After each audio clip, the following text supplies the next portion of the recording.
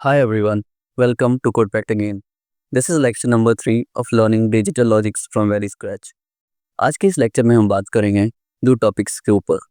The first topic is the properties of Boolean algebra.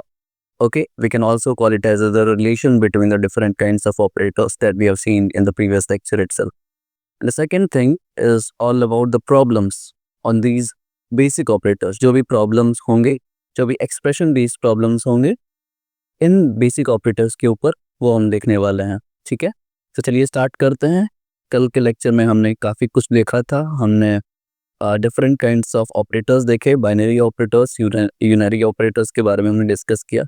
हमने truth table बनाया था. ठीक है, और एक दो प्रॉब्लम्स भी किए थे. फैन इन फैन आउट का कॉन्सेप्ट हमने देखा था. हमने इनेबल डिसेबल का कॉन्सेप्ट देखा था. ठीक है, तो चलिए आज के इस जो लेक्चर में हमें पढ़ना है वो स्टार्ट करते हैं. ठीक है, आज का जो मेन टाइटल रहने वाला है वो ये रहेगा कि properties properties properties of Boolean algebra. ठीक है, ये प्रॉपर्टीज ऑफ बूलियन अलजेब्रा भी बोल सकते हैं. और अगर आपको ये नहीं बोलना है कि इसका दूसरा नाम क्या है, इसका दूसरा नाम है डिफरेंट काइंड ऑफ रिलेशन, या सिंपल आप रिलेशन बोलो. Relations between basic operators. Different relations between basic operators. And कल की वीडियो में हमने देखा था कि बेसिक ऑपरेटर्स में कौन कौन से आते हैं. बेसिक ऑपरेटर्स में binary plus unary means and or not. ठीक है, so basic operators here and or and not these three is only the basic operators here. तो हम ना ये जो प्रॉपर्टीज है, प्रॉपर्टीज क्यों पढ़ रहे हैं. ठीक है, पहला क्वेश्चन कोई भी अगर आपसे ये करता है कि हमें प्रॉपर्टीज की आवश्यकता क्यों पड़ी. देखो, प्रॉपर्टी यहाँ पे आपको इस लाइन से पता लग रहा होगा कि रिलेशन डिफाइन करता है. ठीक है, रिलेशन डिफाइन करता है. फॉर एग्जाम्पल आपके कोई रिश्तेदार हैं. ठीक है, आपके कोई रिश्तेदार हैं, आपसे रिलेटेड है वो. ठीक है, आपके रिलेशन में है वो. लेकिन अगर आपके साथ उनका प्रॉपर्टीज अच्छा नहीं है, अगर आपके साथ उनका प्रॉपर्टीज अच्छा नहीं है तो कोई रिलेशन एग्जिस्ट नहीं करेगा. लेकिन अगर आपके साथ उनका बिहेवियर, उनका व्यवहार अच्छा है तो आप बोलोगे ये प्योर और हेल्दी रिलेशन है हमारा. ठीक है, इस तरीके से आप बोल सकते हो कि ये जो बेसिक ऑपरेटर्स होते हैं ना, इनमें रिलेशन डिफाइन करने के लिए हम कुछ प्रॉपर्टीज का इस्तेमाल करते हैं. ठीक है, हम कुछ प्रॉपर्टीज इस्तेमाल करते हैं. And these properties are used to solve expression based problems. Expressions. ठीक है, these properties, these concepts will definitely help in solving different kinds of expression और problems जो गेट एग्जामिनेशंस में डायरेक्टली आता है. ठीक है, यूनिवर्सिटी एग्जाम्स में भी ये कॉमन ही है. तो अगर आप यूनिवर्सिटी के लिए भी पढ़ रहे हो तो बहुत काम देने वाला है आपको ये. स्टार्ट किया जाए. ठीक है, सबसे पहला प्रॉपर्टी देखते हैं हम. सबसे पहला प्रॉपर्टी है कि अगर just a second, A plus A dot dot dot A. ठीक है, इसकी जो वैल्यू होगी वो क्या होगी. सेकंड इसी के साथ है हमारे पास a dot a dash dash dash dot a. इसकी वैल्यू क्या होगी. ठीक है, हम क्या कर रहे हैं, हम एक बार यहाँ पे और करवा रहे हैं और एक बार यहाँ पे हम एंड करवा रहे हैं. ठीक है, तो इस केस में जो रिजल्ट होगा वो दोनों सिनेरियो में ए ही होगा. ठीक है, दोनों सिनेरियो में ए ही होगा. समझ आया, ये पहली प्रॉपर्टी है हमारे पास. सेकेंड प्रॉपर्टी की अगर हम बात करें, सेकेंड प्रॉपर्टी है हमारे पास ए प्लस 0 इज इक्वल टू क्या होगा. एंड इसके साथ ही हम अगर देखते हैं ए डॉट 1 वो क्या होगा. ठीक है। तो अगर हम किसी भी चीज़ को ज़ीरो के साथ लाइक और करवाते हैं तो हमें क्या मिलता है, वो सेम चीज़ हमें ए ही मिलेगा। और जब हम 1 के साथ मल्टीप्लाई करते हैं, फॉर एग्जांपल x को मैं 1 के साथ मल्टीप्लाई करता हूँ, तो कोई भी चीज़ को अगर 1 के साथ एंड करोगे यहाँ पे तो हमें वापस से वही आंसर मिलेगा। ठीक है, तो ये सेकंड प्रॉपर्टी है हमारे पास। थर्ड प्रॉपर्टी देखते हैं। ये आप ट्रुथ टेबल से भी डिफाइन कर सकते हो। ओके, कैसे? आप वैल्यू रख के देखो, आप हर जगह वैल्यू रख के देखो, आपको समझ आ जाएंगी सारी चीज़ें। वैल्यू मतलब 0 1। थर्ड प्रॉपर्टी जो हमारे पास वो है a+1 इज इक्वल टू क्या होगा और a.0 इज इक्वल टू क्या होगा। देखो यहाँ पे ना आपको याद रखना है एक चीज कि 1 plus anything 1 plus anything is equal to 1। 1 के साथ अगर हम कुछ भी ऐड करते हैं तो आंसर कुछ भी नहीं होगा। फॉर एग्जाम्पल यहाँ 1 a+1 है, ठीक है, तो इसका आंसर क्या होगा?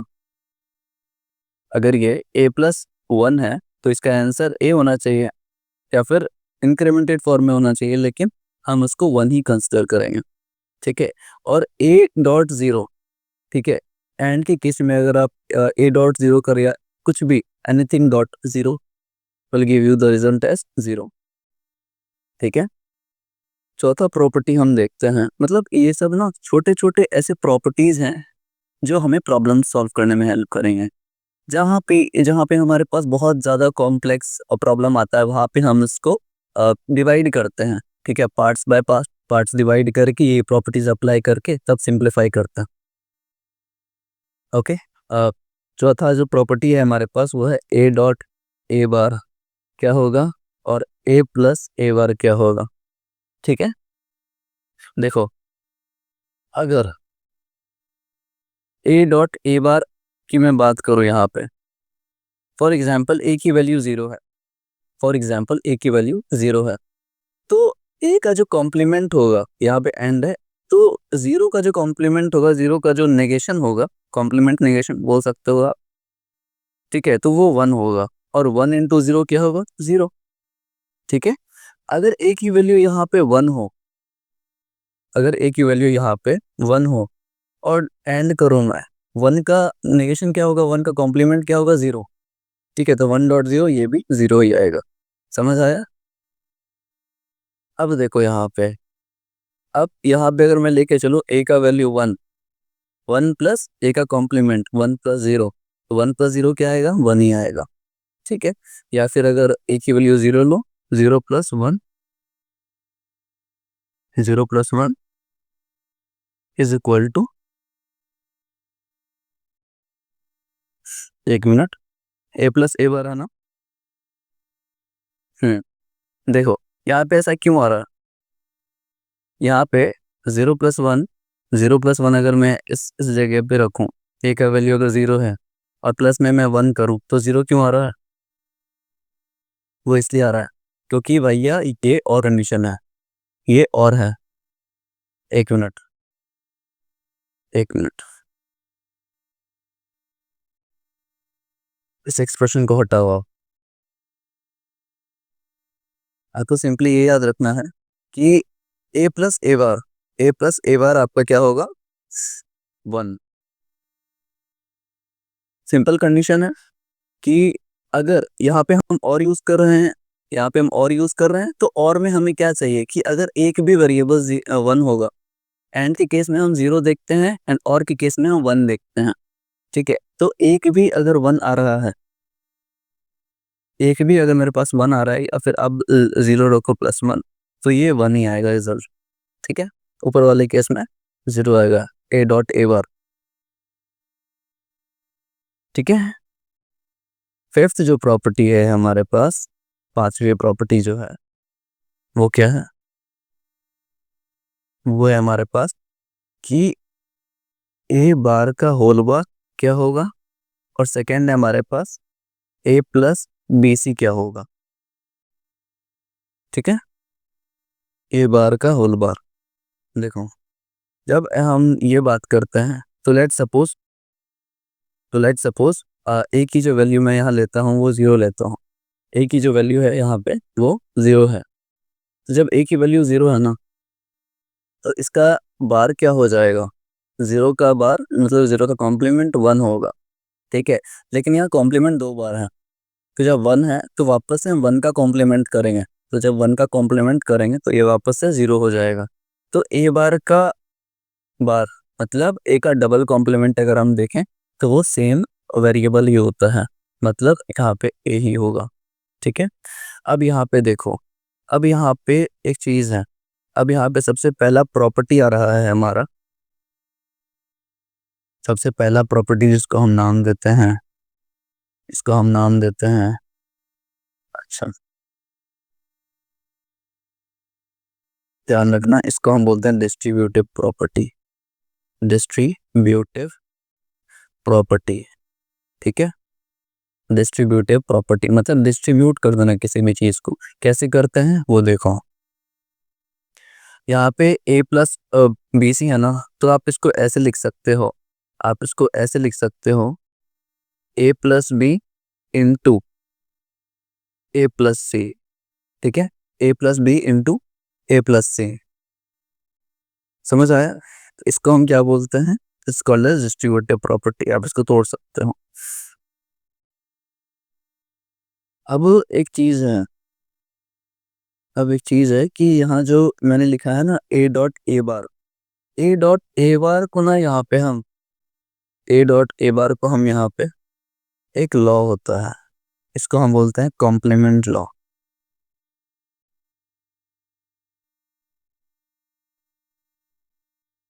ठीक है। तो पहला चीज जो आपको याद रखना है, मैं सर्कल कर दूं सबसे पहले इसको, ठीक है। फर्स्ट चीज जो आपको याद रखनी है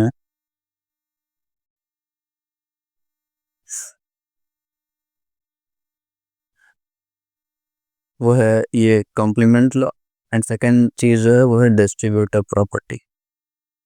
हम कैसे डिस्ट्रीब्यूट कर रहे हैं वो पता होना चाहिए, ठीक है। हम ना एक चीज़ पढ़ेंगे, उसके बाद मैं वापस से अगर याद रहे तो मैं वापस इस एक्सप्रेशन पे आऊँगा एंड कुछ चीज़ें बताऊँगा आपको, ठीक है। अब यहाँ तक देखो, यहाँ तक हमारे पास कितने रूल आ गए, 5 आ गए। ध्यान से देखो ये पांचों रूल को, पांचों प्रॉपर्टीज को, ठीक है, हमने देख लिया। अब यहाँ पे कॉमन क्या दिख रहा है आपको, ये सारी प्रॉपर्टीज, 5 प्रॉपर्टीज हमने देखी हैं, इनमें कॉमन क्या दिख रहा है आपको। कॉमन तो कुछ दिख नहीं रहा भैया, सब जगह तो ए ही दिख रहा है मुझे, सिंपल भाषा में ए दिख रहा है मुझे। लेकिन मैं वो पेयर की बात नहीं कर रहा, आप एक पेयर ढूंढो, आप एक पेयर ढूंढो। देखो सारे पांचों प्रॉपर्टीज में मैंने हर एक प्रॉपर्टीज में दो दो पेयर लिखे हैं, दो दो सिनेरियो लिखे हैं कि ये सिनेरियो का अलग रिजल्ट होगा, इसका अलग रिजल्ट होगा। ऐसा क्यों लिखा हमने, एक चीज, एक रिलेशन आप डिफाइन कर सकते हो हर एक एक्सप्रेशन में, हर एक पेयर में। वो ये है, वो ये है कि जब हम इससे इस पे आते हैं, ठीक है, या इससे इस पे आते हैं, ध्यान से देखना मैं क्या बोल रहा हूँ, ठीक है। अरे भाई, जब हम जब हम ऊपर से नीचे आते हैं या फिर नीचे से ऊपर जाते हैं, वैसे वर्षा, ठीक है, तो दोनों केस में एक चीज हो रहा है, बताओ क्या, बताओ क्या। यहाँ पे भैया ऊपर वाला जो एक्सप्रेशन है ना उसमें और का है, ठीक है, और हम यूज कर रहे हैं, और नीचे जो है वो है एंड। समझ आया कुछ मैं क्या बोलने की कोशिश कर रहा।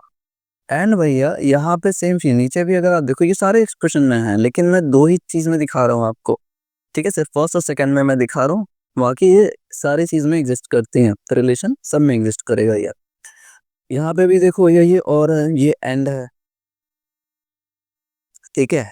और आप एक चीज देखो, पहली चीज भैया मैंने ये नोटिस की यहाँ पे, नोटिसेबल थिंग क्या है यहाँ पे कि एक तो एंड बदल रहा है और में, ठीक है, एंड बदल रहा है और में, और जब नीचे से ऊपर आएंगे तो ये अपोजिट हो जाएगा, और से एंड हो जाएगा, ठीक है। तो यहाँ पे भैया लॉजिक जो है ना ऑपरेटर चेंज हो रहा है, ठीक है। यहाँ पे क्या हो रहा है, चेंजिंग ऑफ ऑपरेटर्स, चेंजिंग या इंटरचेंज ऑफ ऑपरेटर बोल सकते हो, ज्यादा सही रहेगा, interchange of operators, interchange of operators. Second चीज जो भैया मैंने नोटिस की कि यहाँ देखो आप, यहाँ पे इस थर्ड वाले में मैं दिखा रहा हूँ आपको, थर्ड वाले सिनेरियो में देखो कि भैया मेरे पास ऊपर जो है ना यहाँ पे 1 था, ध्यान से देखो a+1 लिखा था, और नीचे आते आते ये 1 से 0 हो गया, साइन भी चेंज हुआ, प्लस से डॉट मतलब और से एंड में साइन चेंज हुआ है, एंड 1 से 0 चेंज हुआ है, ठीक है। तो थर्ड में देखिए या फोर्थ में भी सेम देखो, फोर्थ में भी, अच्छा चलो ठीक है, बस इतना देखना है आपको, फोर्थ में है ही नहीं, कोई दिक्कत नहीं है। पहला चीज जो नोटिस किया हमने वो ये था कि ऑपरेटर इंटरचेंज कर रहा है। सेकंड चीज जो हमने नोटिस किया वो ये है कि भैया 0 कन्वर्ट हो रहा है 1 में, और 1 कन्वर्ट हो रहा है 0 में, ठीक है। दो कंडीशन हमें मिली भैया, ये जो प्रॉपर्टी हमने पढ़ा ना 5, ये पांचों में से हम 2 चीज को कंक्लूड कर पा रहे हैं। पहली चीज ये है कि operators are getting interchanged, operator getting interchange. Second thing is the ये वैल्यूज, वैल्यूज जो हैं वो 0 से 1 में कन्वर्ट होती है और 1 से 0 में कन्वर्ट होती है, ठीक है। अब ये चीज सुनो तुम, अब ये जो कंडीशन है ना, this is called as, this is called as principle of, principle of duality. Wait for a second bro, एक मिनट रुकी जा, ओके ठीक है। तो प्रिंसिपल ऑफ डुअलिटी बोलते हैं इस चीज को हम। प्रिंसिपल ऑफ डुअलिटी का 2 कंडीशन है, ठीक है, ऑपरेटर्स इंटरचेंज होंगे, और सेकंड कंडीशन ये है कि इन्वर्ट होगा और 1 से 0 में कन्वर्ट होगा। इसको याद रखना आप लोग, ठीक है, इस चीज को बिल्कुल भी भूलने की आवश्यकता नहीं है, ओके, समझ आ गया। अब इसके डेफिनेशन की अगर हम बात करें, प्रिंसिपल ऑफ डुअलिटी की डेफिनेशन क्या हो सकती है?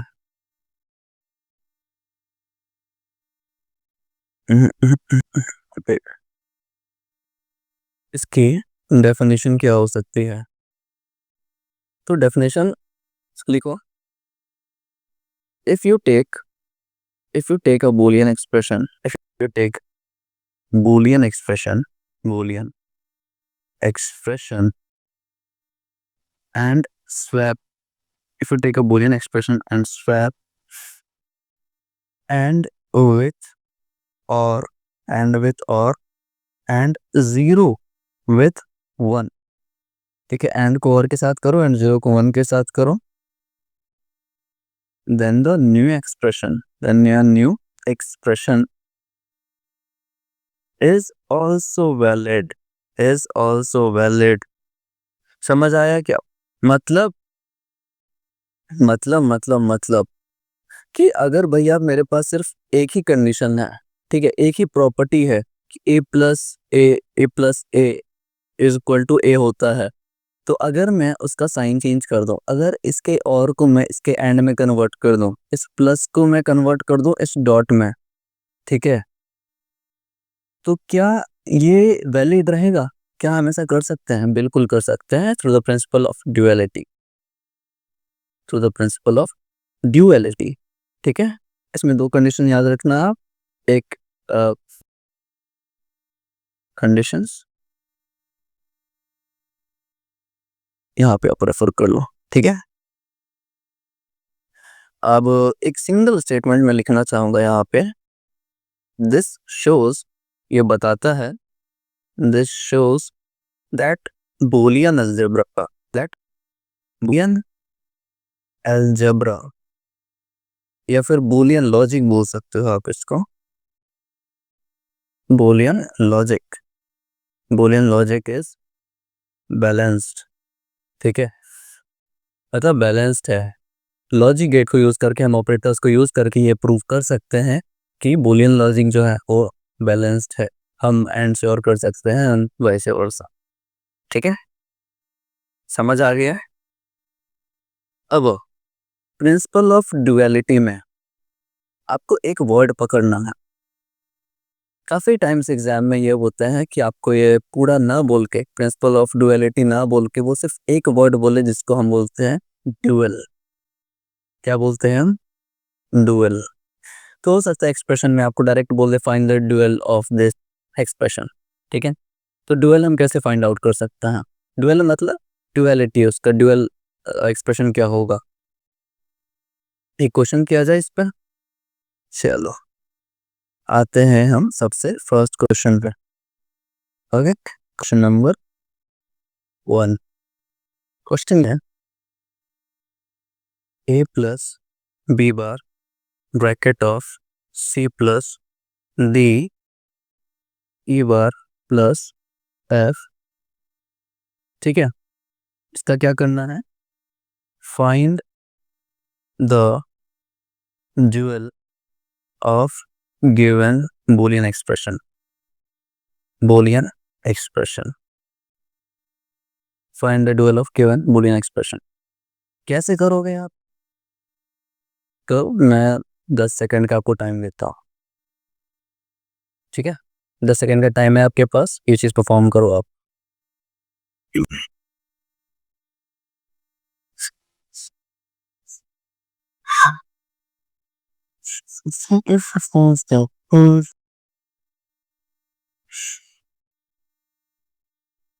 ओके, आज का लेक्चर थोड़ा सा लंबा हो सकता है क्योंकि प्रॉपर्टीज़ बहुत ज़्यादा है एंड हमें एक दो जगह थोड़ा सा प्रूव भी करना है, तो वो भी हम करेंगे एंड लास्ट में एक दो प्रॉब्लम्स बीच बीच में देख लेंगे। ठीक है, सॉल्व कर पा रहे हो क्या? सिंपल है, साइन चेंज करो और है ना, और को एंड में कर दो। लेकिन करना कैसे है? देखो, सबसे पहले ना है ना, हमें ये इंटरनल ब्रैकेट पे जाना है। रुक जाओ, हमें ये इंटरनल ब्रैकेट पे जाना है। दिख रहा है आपको? इंटरनल ब्रैकेट दिख रहा ही है, ओपन ब्रेस जिसको बोलते हो आप। ठीक है, तो हम इसको सबसे पहले सॉल्व करते हैं इस पार्ट को। इस पार्ट को सॉल्व करोगे तो ये क्या आएगा? ई बार प्लस को हटा के ई बार डॉट एफ। ठीक है, ई बार डॉट एफ आ गया हमारे पास। अब ये जो डी है, अब ये जो डी इनटू है, मल्टीप्लिकेशन में है, तो ये आ जाएगा पॉजिटिव में, डी प्लस। ठीक है, डी प्लस आ गया। अब ये जो सी के पास जाएंगे हम, तो सी प्लस है, सी के बाद प्लस है, तो मतलब और है। प्लस मत बोलना, और बोलना। सी के बाद और है, तो और है, तो हम इसको एंड बना देंगे। एंड ऐसे ना बना के हम इसको ना क्या करेंगे, ब्रैकेट में ले लेंगे। वो भी एंड ही हो गया, वो भी तो एंड ही हो गया। ठीक है, ऐसे ले लो, कोई दिक्कत क्या? नहीं। अब यहाँ पे बी पे आते हैं, तो ये बी क्या है? B bar, sorry, B bar जो है वो एंड में है, तो इसको हम ले लेते हैं बी बार प्लस। ठीक है, बी बार प्लस, और ये जो है लास्ट में ए के बाद और है, ए के बाद और है, तो इसको हम बड़ा ब्रैकेट लगा के ए को हम एंड में ले सकते हैं। क्या हम ऐसा लिख सकते हैं? आपने भी सॉल्व किया होगा, अब देखो मैच करो इस चीज को। ठीक है, सही है क्या? बिल्कुल सही है। आपने क्या किया भैया? आपने ये किया यहाँ पे कि प्लस को कन्वर्ट कर दिया डॉट में, बस इतना ही किया। एंड यहाँ पे एक चीज़ मैं आपको बताना चाहूँगा कि जब भी ऐसे एक्सप्रेशन आएंगे ना, जब भी ऐसे एक्सप्रेशन आएंगे कि हमें ड्यूअल फाइंड करना था, ठीक है, जब भी ड्यूअल फाइंड करना है, तो आप ना कॉम्प्लीमेंट से छेड़खानी नहीं करोगे। मैं ऐसे लिखूंगा नहीं इस चीज़ को, बट मैं बता रहा हूँ कॉम्प्लीमेंट्स को छेड़ोगे नहीं। मतलब कि यहाँ पे अगर बी बार है तो ऐसा गलती से भी नहीं कर देना कि इसको बी लिख देना। ठीक है, क्योंकि हम अगले प्रॉपर्टीज में ये सब चीज़ अच्छे से देखने वाले हैं कि जहाँ हम साइन भी चेंज करेंगे और हम कॉम्प्लीमेंट भी लगाएंगे। ठीक है, तो यहाँ पे बस हम साइन चेंज कर रहे हैं, मतलब ड्यूअल अगर निकालना है तो बस आप 0 को 1 कर सकते हो और गेट ऑपरेटर्स को बदल सकते हो, एंड को और कर सकते हो, और को एंड कर सकते हो। इसके अलावा दो चीज़ के अलावा कुछ नहीं सोचना आपको ड्यूअलिटी प्रिंसिपल में। समझ आया क्या? समझ आया क्या? तो कॉम्प्लीमेंट से छेड़खानी नहीं करनी है इस ड्यूअलिटी में। ये प्रॉब्लम हो गया।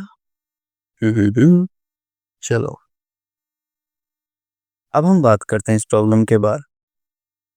इस प्रॉब्लम के बाद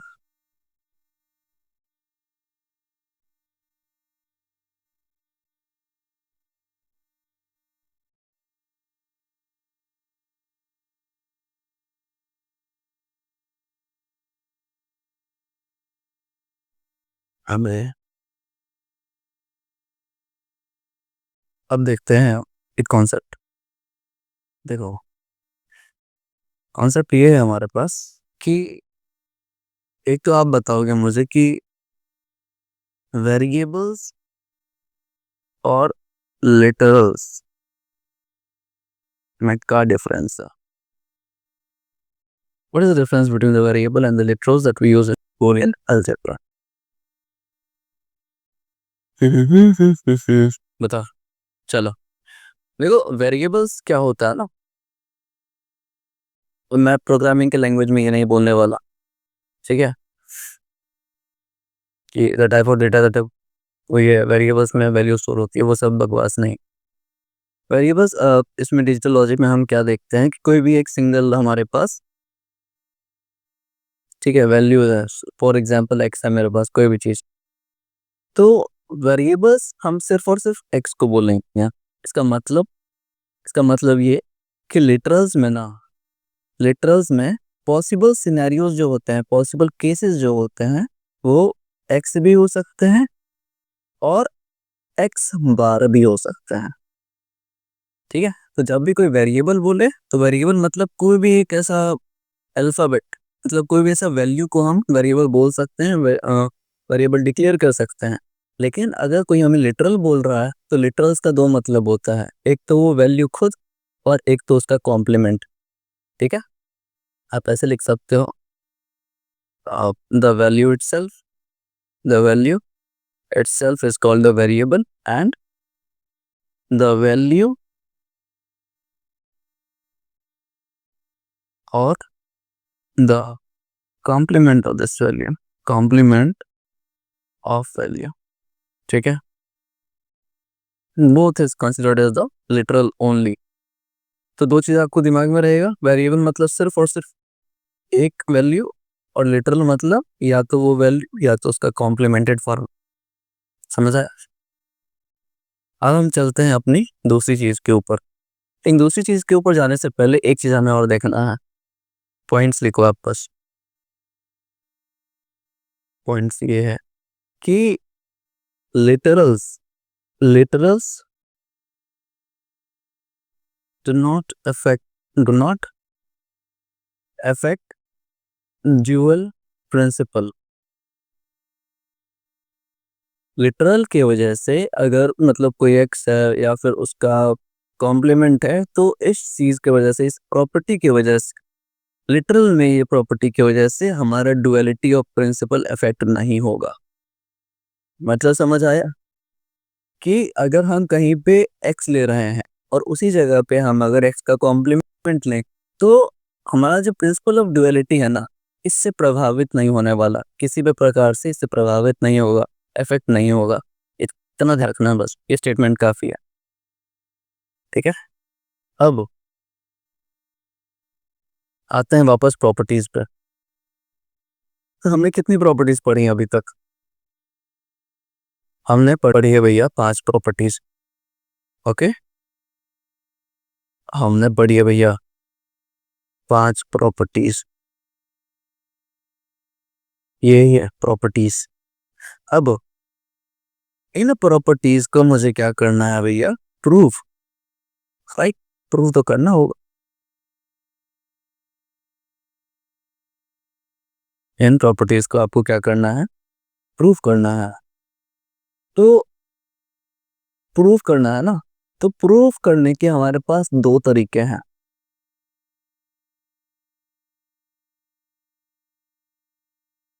प्रूफ करने के हमारे पास दो तरीके हैं, राइट। सबसे पहला तरीका देखो, जब भी हमें मैथ्स में कोई एक्सप्रेशन, कोई भी न्यूमेरिकल या फिर कोई भी एक्सप्रेशन दिया जाता था, तो हम क्या करते थे ना, हम एक कन्वेंशनल अलजेब्रा का तरीका अपनाते थे। कन्वेंशनल अलजेब्रा का स्टेप बाय स्टेप इम्प्लीमेंटेशन होता था, जहाँ पे हम LHS is equal to RHS करते थे। ठीक है, अब समझ आ रहा है? मतलब मैथ में अगर कोई चीज़ आपको प्रूफ करनी है, तो आप यही प्रोसेस अपनाते थे ना। आप यही करते थे ना कि लास्ट में भैया LHS is equal to RHS मिल जाए मुझे।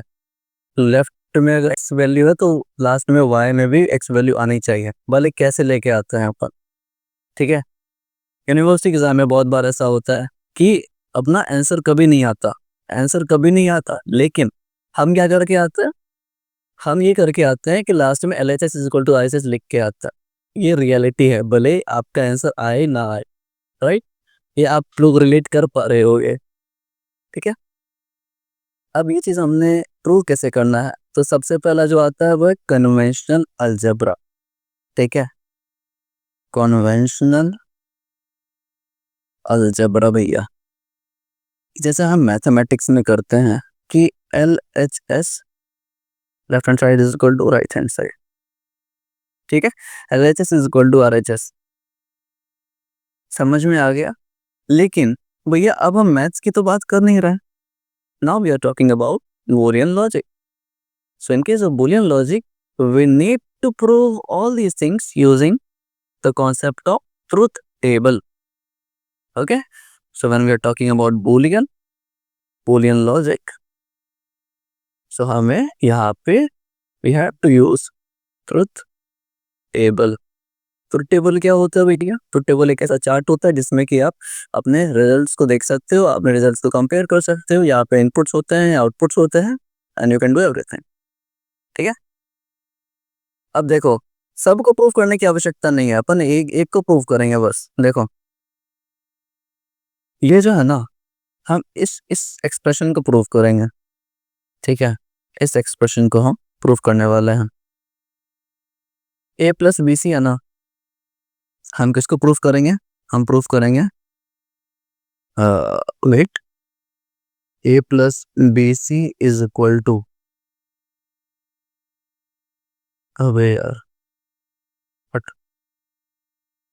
A+BC is equal to A+D into A+C। कौन सा प्रॉपर्टी है भैया ये? भैया ये डिस्ट्रीब्यूटिव प्रॉपर्टी है। ठीक है, this is called as distributive property.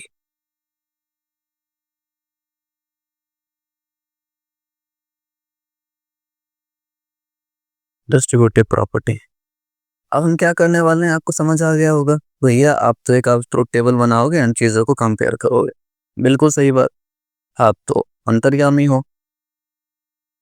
चलो, अपन ट्रुथ टेबल बनाते हैं। आप भी नोट्स, हो सकता है आप लोग बनाते होगे, but I am not sure, तो कृपया करके नोट्स बनाया करो, क्योंकि मार्केट में बहुत फालतू नोट्स बिकते हैं।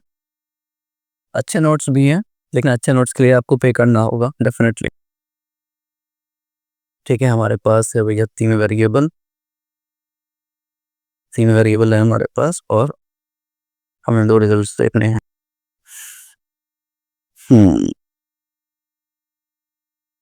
अब देखो, वेरिएबल्स कौन कौन से हमारे पास है भैया A, B एंड C। यहाँ पे हमें क्या करना है?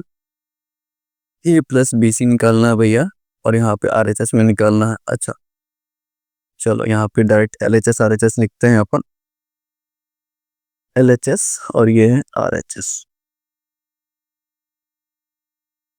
अब यहाँ से आप प्रॉपर्टीज का यूज करोगे। कैसे भैया? अभी पता चल जाएगा आपको कैसे हमें यूज करना है। ठीक है, वैल्यूज पहले बिठाओ आप। 0 0 0, कल का आपको याद होगा, 0 0 1 0 1 0 0 1 1। चार तो ऐसे ही अपन को याद है। ठीक है, चार ऐसे ही याद है अपने को। अब आता है 100, बताओ अभी 101, फिर 110, फिर 111। ठीक है, कोई दिक्कत इस चीज में?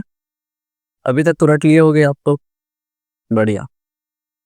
अब देखते हैं LHS का एक्सप्रेशन क्या है भैया। यहाँ हमारे पास LHS जो है ना हमारे पास उसकी जो वैल्यू है वो है a प्लस बी सी, और आर एच एस जो है ना भैया यहाँ हमारे पास वो है a plus B into A plus C, a plus B into A plus C. Okay, अब देखते हैं हम एक एक करके अगर हम देखें तो यहाँ पे सिंपल कौन सा एक्सप्रेशन है भाई, हर एक चीज को डिटेल में देखना, जल्दबाजी बिल्कुल भी नहीं करनी है हमें, अगर जल्दबाजी करोगे तो सीख नहीं पाओगे फिर। यहाँ पे हम क्या देखते हैं, देखो a प्लस बी सी है ना, तो हम यहाँ पे और यूज कर रहे हैं, ठीक है, और यहाँ पे हम एंड यूज कर रहे हैं। बीच में तुम रिलेशन देख लो ना कि कैसे कनेक्टेड है दो वेरिएबल्स हमारा। वापस से यहाँ पे लिटरल नहीं बोलना, यहाँ पे सिर्फ और सिर्फ वेरिएबल बोलना, लिटरल्स का खेल नहीं है यहाँ पे। लिटरल्स का मतलब होता है कि कॉम्प्लीमेंटेड फॉर्म भी, ठीक है। अब क्या करना है ना, ये जो वैल्यूज हैं एबीसी, भैया हमने तीन वेरिएबल क्यों लिया, हमने तीन वेरिएबल इसलिए लिया क्योंकि हमें यहाँ पे तीन वेरिएबल का, यहाँ पे तीन लिया ना हमने variable in in order to book our output, ठीक है। इसलिए लिया क्योंकि यहाँ पे हमारे पास तीन वेरिएबल्स हैं इस एक्सप्रेशन में, तो तीन ही चाहिए हमें ताकि प्रूव कर सके। अब ये वैल्यूज को आप इस एक्सप्रेशन में बिठा के देखो एलएचएस के लिए,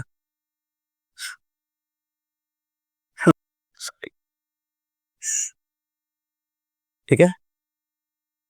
एलएचएस के लिए आप क्या करोगे, इस एबीसी के वैल्यूज को, एबीसी के इनपुट वैल्यूज को आप इस एक्सप्रेशन में पुट करके देखोगे ए प्लस बी सी में, ठीक है। तो चलो पुट करते हैं एक एक। देखो इन चारों के लिए सबसे पहली बात ये कौन सा है, ये और ये है और में हमें क्या चाहिए भैया, और में हमें कहीं भी अगर वन दिख जाए, सुनो ध्यान से कान खोल के सुनो, कि और के कंडीशन में कहीं भी हमें वन दिख जाए तो वन आंसर होगा, समझ आ गया, तो वन आंसर होगा। और ये एंड में हमें कहीं भी जीरो दिख जाए ना तो जीरो आंसर होगा, राइट। तो पहले ये खेल हम समाप्त करते हैं, ठीक है। तो अगर मैं भैया यहाँ पे देख लो, यहाँ पे ए की जो वैल्यू है ध्यान से देखना, ये चार ये चार हैं, चार लिए हैं मैंने, चार इनपुट्स लिए हैं, चारों इनपुट में ए की जो वैल्यू है वो क्या है भैया, one one one one, right. और हमें कहीं भी वन दिख रहा है, मतलब मुझे अगर और की कंडीशन में कहीं भी वन दिख रहा है तो डायरेक्टली मैं क्या बोलूंगा भैया कि आउटपुट मेरा वन आएगा। मुझे बी और सी के इनपुट वैल्यूज से मतलब नहीं है, ठीक है, मुझे बी और सी के इनपुट के वैल्यू से मतलब नहीं है, बाहर में जाए वो, ठीक है। अब सेकेंड चीज ये है कि यहाँ पे भैया, यहाँ पे जब हम सेकेंड आरएचएस की बात करते हैं, एलएचएस में मैंने बस चार इनपुट नीचे वाले लिए हैं, ठीक है। और हम एंड के केस में आप देख रहे हैं कि एंड के केस में हमें जीरो मिल रहा है क्या, कहीं पे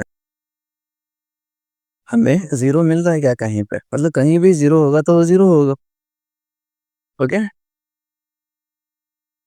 देखो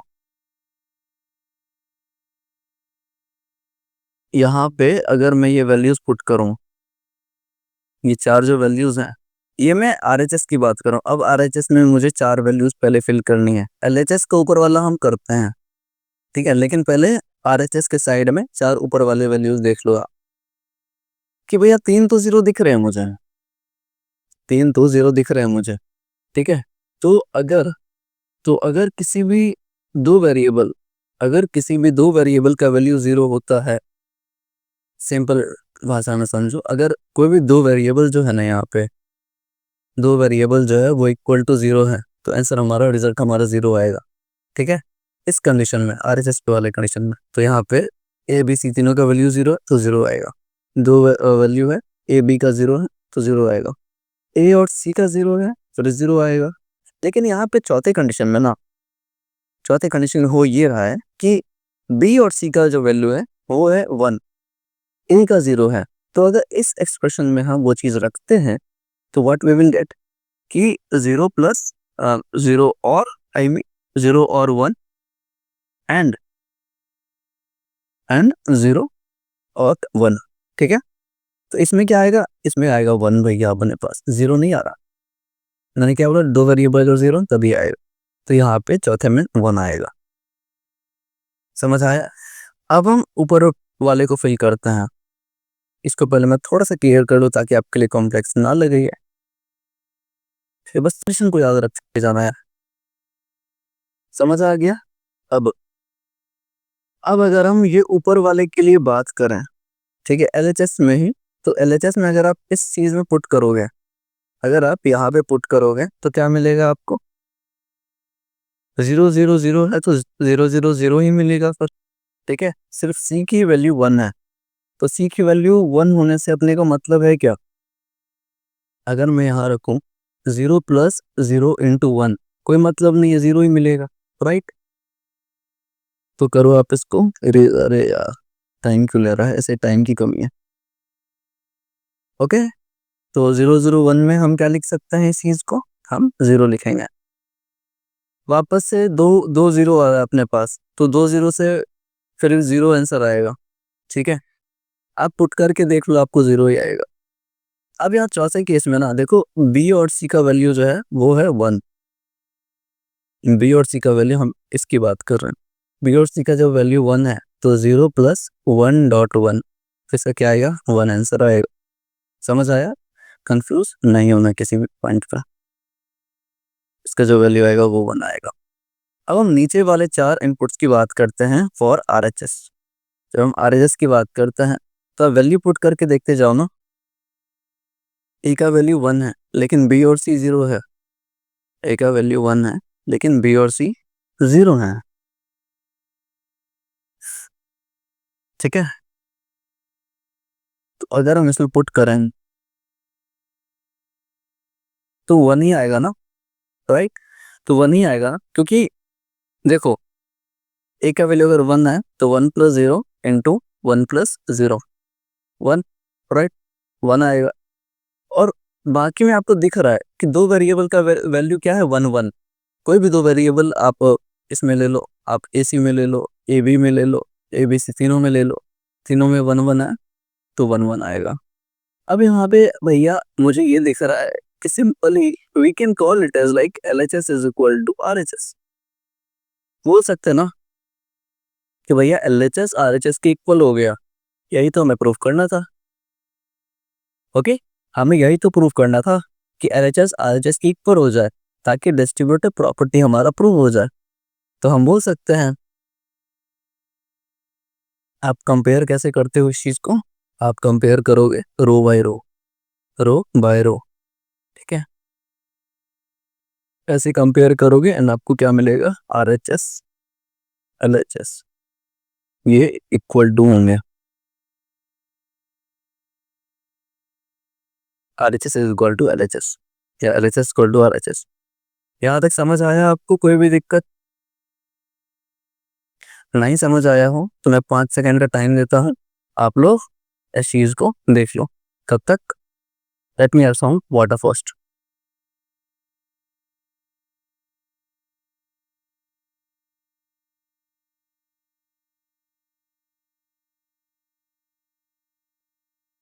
होप सो कोई भी दिक्कत नहीं होगा आपको। एंड डिजिटल लॉजिक के जस्ट बाद हम स्टार्ट करेंगे अपना DBMS। पाइथन थोड़ा सा मैं रखूंगा क्योंकि ये हमें जल्दी फिनिश करना है। पाइथन से जल्दी फिनिश करना है, पाइथन लॉन्ग टर्म के लिए है अपना। And you know our goal, the goal of code pack कि हमें सारे प्रोग्रामिंग लैंग्वेज कवर करना है। भले 1 साल लगे 2 साल लगे, हम सारे कवर करें। ठीक है,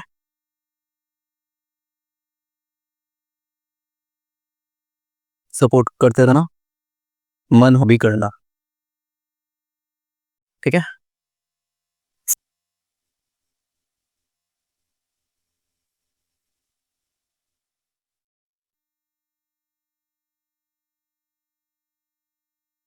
चलो आगे बढ़े।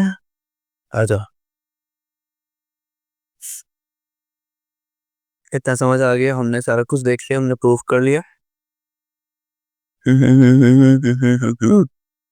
अब हम नेक्स्ट प्रॉपर्टीज की ओर चले क्या भाई? ये रहा प्रॉपर्टीज नंबर, किधर ही है? अच्छी इधर ही है। ये प्रॉपर्टीज नंबर 5 तक है अपने पास। एंड चलो यहाँ पे मैं मार्क ही कर देता हूँ।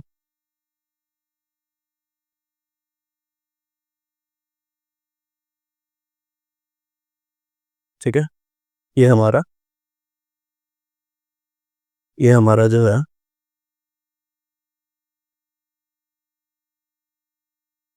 इसको अपन यहाँ रखता है, ठीक है, ताकि एज अ मार्कर में याद रहे। चलो आगे बढ़ते हैं अपन। तो फर्स्ट 5 प्रॉपर्टीज हमने देख लिया है। अब नेक्स्ट प्रॉपर्टीज की हम बात करते हैं भाई, ठीक है। नेक्स्ट प्रॉपर्टीज 6th आएगा ना, 7th आएगा। 6 तक हमने कितना तक देखा, 5 तक ही देखा ना। एक मिनट, कोई प्रॉपर्टी छूट रही है क्या हमसे? Just let me check first. A plus zero son a dot ए बार।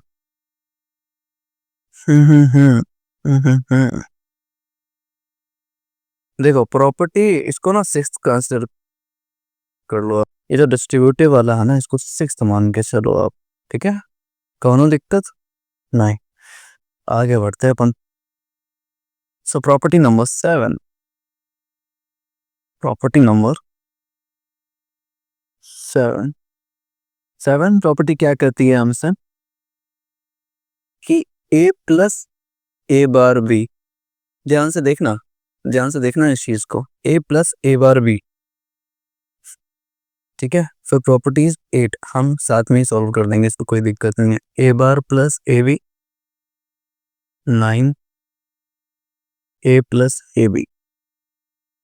सबसे पहले भैया आपको क्या करना है, इस पॉइंट पे आपको करना है डिस्ट्रीब्यूट करना है, डिस्ट्रीब्यूटिव प्रॉपर्टी अप्लाई करना है।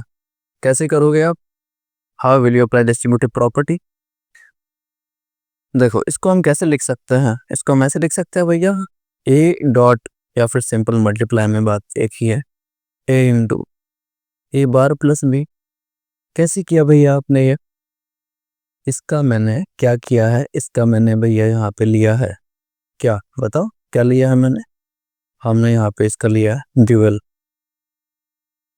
कोई दिक्कत? हमने क्या किया, यहाँ पे चेंज कर दिया, सिंपल सा मतलब।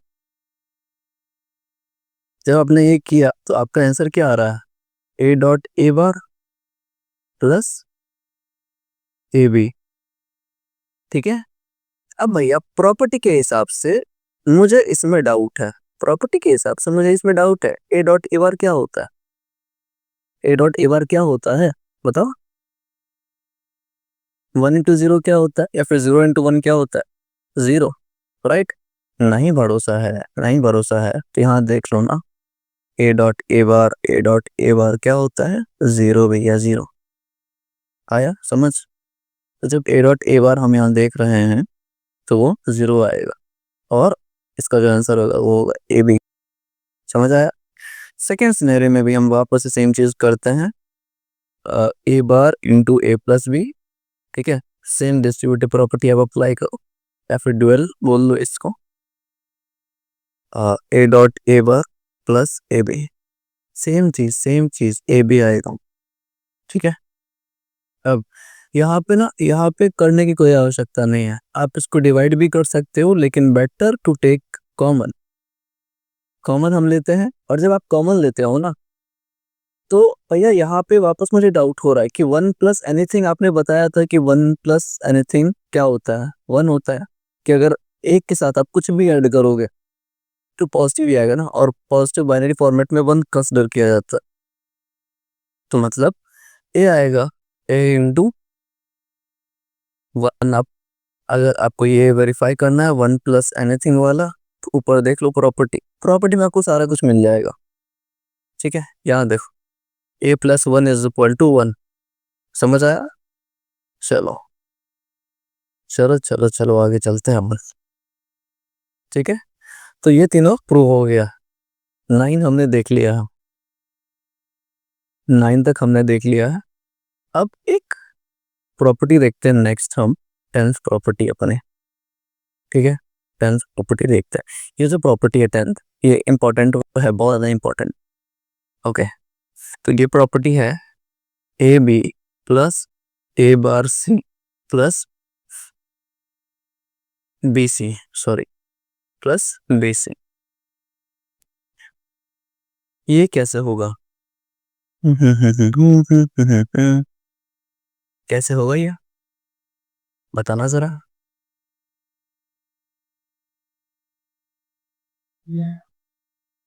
कैसे हो सकता है ये, कोशिश करो। फॉर एग्जाम्पल ये मान के चलो ये एक्सप्रेशन हमारे एग्जाम में आया, कैसे सॉल्व करोगे इसको। देखो क्या कर सकते हैं हम इसको एक्सपेंड करने की कोशिश करते हैं। सबसे पहले हम क्या करेंगे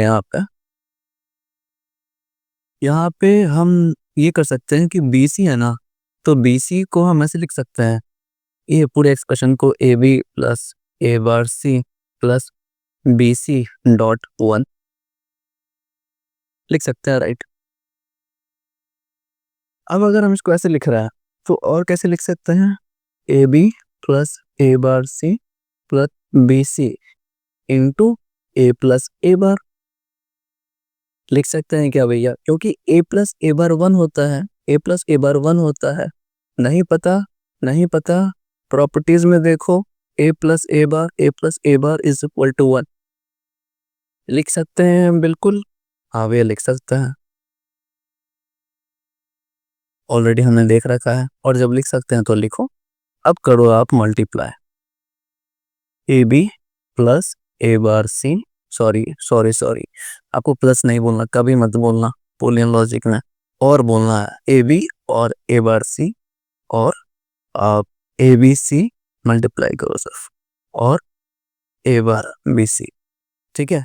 अब इधर उधर करके देखो क्या कोई कॉमन आ रहा है। हाँ भैया ये दोनों में मुझे कॉमन दिख रहा है, ठीक है, और इसमें ए बार सी दिख रहा है कॉमन, ले लेते हैं।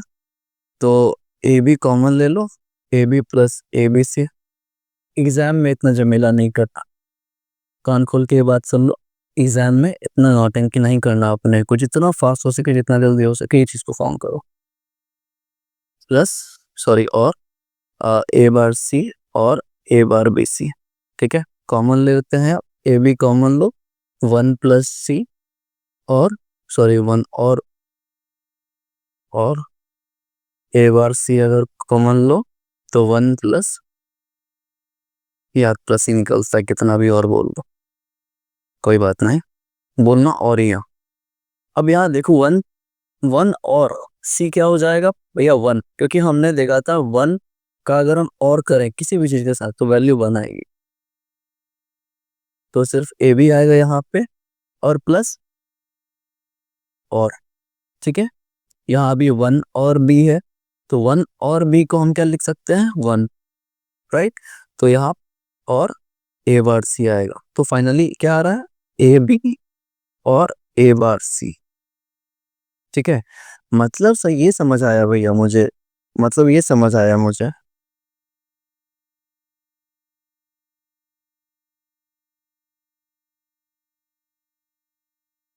बताता हूँ क्या समझ आया हमें। कोई बात नहीं, वैसे ही रहो तुम।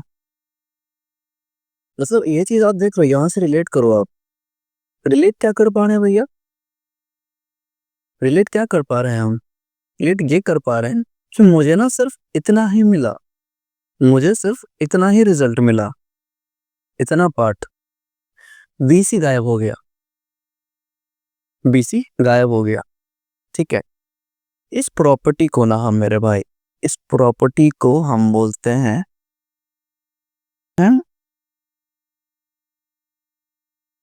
कॉन्सेंसस प्रॉपर्टी, ठीक है, कॉन्सेंसस प्रॉपर्टी।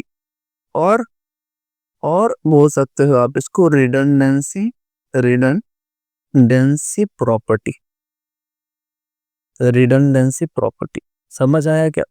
हम इसको क्या बोल सकते हैं, ये तो कॉन्सेंसस प्रॉपर्टी बोल सकते हैं, या फिर हम इसको रिडंडेंसी प्रॉपर्टी बोल सकते हैं। यहाँ पे आप लोग देख लो कि यहाँ पे जो बीसी है ना, बीसी को मैं और ही कुछ कलर में रिप्रेजेंट करना चाहूंगा। बीसी जो है यहाँ पे वो एलिमिनेट हो गया, वो गायब हो गया, वो एलिमिनेट हो गया। So we can call it here as, यहाँ पे बीसी को हम क्या बोल सकते हैं, BC can be called as redundant data, redundant data, ऐसा डेटा जो गायब हो गया, जो एलिमिनेट हो गया है, ठीक है, तो इसको हम क्या बोल सकते हैं, रिडंडेंट डेटा। ओके, समझ आया। ये आप लोग एक्सप्रेशन डिराइव करके देख लेना यार, उतना जब मिलना सिंपल रट लो, याद कर लो, क्योंकि अंत में हमें वही काम देगा। प्रूव हर चीज प्रूव करने की नहीं होती। ठीक है, 10 तक प्रॉपर्टी हमने देख लिया, चलो 11वां देखते हैं। 11वां प्रॉपर्टी क्या है हमारे पास कि x plus y into x bar plus z क्या होगा। अच्छा, इसमें ना, इसमें अपने को ये देखना है कि भैया जब भी कोई एक्सप्रेशन में, जब भी कोई क्वेश्चन में ये हमारे पास आएगा ना, कि पहले देखो यहाँ पे क्या है, ए बी है, यहाँ पे क्या है, ए बी है, फिर सेकंड वेरिएबल या थर्ड वेरिएबल पे आपके पोजीशन पे आप ये देखोगे कि क्या ए का कॉम्प्लीमेंट मिल रहा है क्या हमें। पहली चीज आपको ये डिफाइन करनी है। प्रॉपर्टी कैसे समझोगे, देख के पता चलता है कि ये प्रॉपर्टी लग रहा है। ठीक है, सबसे पहले आप क्या देखो कि ए बी अगर है तो ए का कॉम्प्लीमेंट सेकंड या थर्ड वेरिएबल में है या नहीं। कॉम्प्लीमेंट मिल रहा है, सही बात है, लेकिन कॉम्प्लीमेंट के साथ जो फर्स्ट वेरिएबल के साथ जो बी है वो नहीं होना चाहिए, कोई तीसरा वेरिएबल होना चाहिए। समझ आया, मतलब हमने सबसे पहले ए बी को देखा भैया, अब हम सबसे पहले ए कॉम्प्लीमेंट खोजेंगे, लेकिन ए कॉम्प्लीमेंट के साथ ये बी नहीं होना चाहिए, इसके अलावा जेड हो जाए, इसके अलावा सी हो जाए, इसके अलावा एम हो जाए, कोई भी वेरिएबल चलेगा। तो ऐसे कंडीशन में हम क्या करेंगे, ऐसे कंडीशन में हम देखेंगे कि कोई ऐसा एंड प्रोडक्ट में कोई ऐसा वेरिएबल है क्या जिसको हम एलिमिनेट कर सकते हैं, जिसको है। ठीक है, तो ऐसे हम इस चीज को वेरीफाई कर सकते हैं। आते हैं इस 11th प्रॉपर्टी की तरफ। इसको करना है तो हम एक स्टेप फॉलो करेंगे, सिंपल सा। बढ़िया, देखो मल्टीप्लाई करेगा, सिंपली अगर मल्टीप्लाई करें x dot x bar plus x Z plus y x bar और वाई जेड, कौन सा प्रॉपर्टी आपको दिख रहा है अभी इस एक्सप्रेशन में, कौन सा प्रॉपर्टी आपको दिख रहा है अभी इस एक्सप्रेशन में। भैया मुझे ये दिख रहा है कि एक्स डॉट एक्स बार क्या होता है, ए डॉट ए बार क्या होता है, यहाँ पे हमने देखा है ना भाई, कहाँ पे देखा, ए डॉट ए बार जीरो होता है ना, ए डॉट ए बार, ए डॉट ए बार जीरो। ठीक है, ए डॉट ए बार 1.0, जब भी याद ना आए ना तो 1 और 0 को पुट करके देख लिया करो। फॉर एग्जाम्पल ये याद नहीं आ रहा है कि ए डॉट ए बार क्या होता है, तो याद करो, 0 अगर हम लेते हैं तो 0 का बार 1, तो 0 इंटू 1 0, ऐसे करके देख लो। ठीक है, तो इसको हम 0 लिखते हैं plus x Z plus y x bar plus Y z. ठीक है, कुछ समझ आ रहा है आपको। एक्स जेड आ गया भैया, फिर एक्स बार वाई आ गया, फिर वाई जेड आ गया। भैया भैया भैया एक चीज दिखा हमें, बताओ क्या दिखा आपको। एक चीज हमें ये दिखा यहाँ पे कि अभी इसके ऊपर वाला ही जिसको हम बोलते कंसेंसस प्रॉपर्टी, वो हमें नजर आ रही है। भैया आपने बोला था सबसे पहले पहला वेरिएबल देखो एक्स जेड मिल रहा है, तो ये मिलते ही हमें हमें क्या खोजना है, एक्स बार, एक्स बार खोजना है, लेकिन एक्स बार के साथ एंड ऑपरेशन में कौन होना चाहिए, जेड छोड़ के कोई भी चलेगा। तो यहाँ तो मिल रहा है ना एक्स बार और वाई मिल रहा है, कॉन्सेंसस प्रॉपर्टी हम लगा सकते हैं। तो जब लगा सकते हैं तो ये एलिमिनेटेड डेटा, सॉरी ऐसा डेटा कौन सा है जिसको हम एलिमिनेट कर सकते हैं, भैया वाई जेड। ठीक है, इसका सिंपल सा आंसर हो जाएगा x Z plus x bar Y. पूछे, समझ आया आप लोगों को। सिंपल सा आंसर क्या हो जाएगा, x Z plus x bar Y.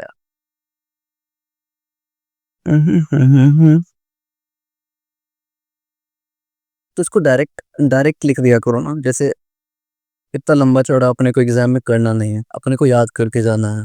ठीक है, तो ऐसा जब भी है ना कि सिंगल सिंगल वेरिएबल, मतलब जो कॉमन भी हो और उसके ऊपर एक बार भी हो, सिंगल अपन एक्स जेड को कंबाइन करेंगे प्लस एक्स बार वाई को, लास्ट लास्ट को कंबाइन कर दो और इसको इसको। ठीक है, और क्या करना है, सेकंड चीज बीच में और ऑपरेशन हो गया।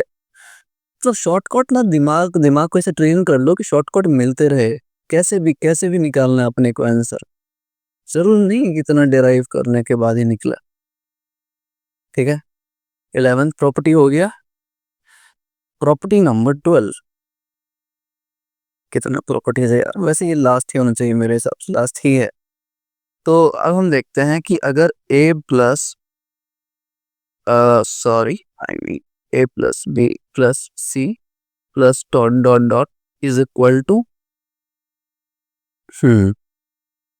a dot b dot c dot dot dot, और इसके ऊपर अगर बार लगा दें उसके ऊपर बार आएगा, ठीक है। या फिर इसका अपोजिट कर सकते हो, a b c d, ठीक है, इसका बार अगर करो तो a plus b plus c plus सबके ऊपर बार। समझ आ रहा, समझ आ रहा है। अब यहाँ पे ना आपको कंफ्यूजन होगा। कंफ्यूजन क्या होगा भैया मुझे? कंफ्यूजन ये होगा आपको कि यहाँ पे भैया डुअलिटी जैसा मुझे कुछ ऐसा सिमिलैरिटी महसूस हो रहा है कि हम डुअलिटी में भी तो ऐसा ही देखते थे।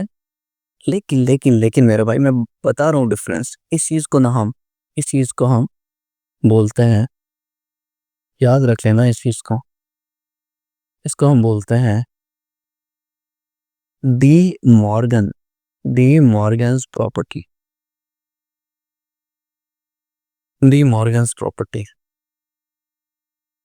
ठीक है, डी मॉर्गन प्रॉपर्टी बोलते हैं।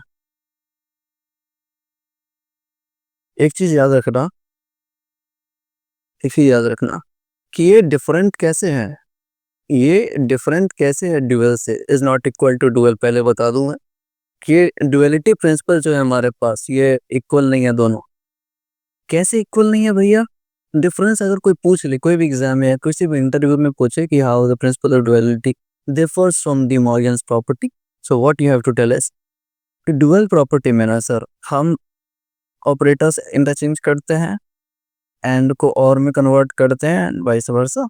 सेकंड जीरो को वन में करते हैं, एंड अपोजिट टू इट। लेकिन डी मॉर्गन में ये दोनों ही प्रॉपर्टी आती हैं। सबसे पहली बार ये दोनों प्रॉपर्टी आएंगी, ठीक है, दोनों प्रॉपर्टी आती हैं। लेकिन इसमें एक और भी चीज होता है जो होता है कॉम्प्लीमेंट। कॉम्प्लीमेंट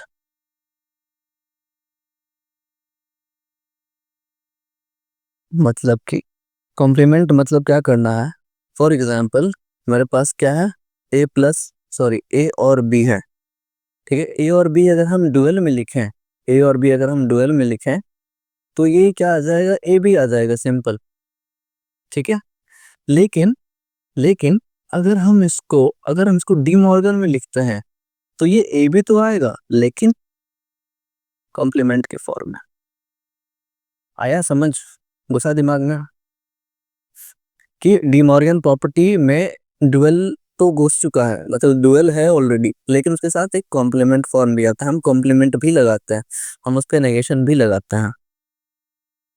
तो आप यहाँ से एक चीज लिखो, डी मॉर्गन का याद रखना आप लोग, ये एक्सप्रेशन एंड ये स्टेटमेंट। एक चीज याद रखना आपको, एक लाइन, वो लाइन ये है डी मॉर्गन के अंदर कि De Morgan law is equal to, De Morgan law is equal to complement plus duality. याद रहेगा आप लोगों को? बिल्कुल रहना चाहिए।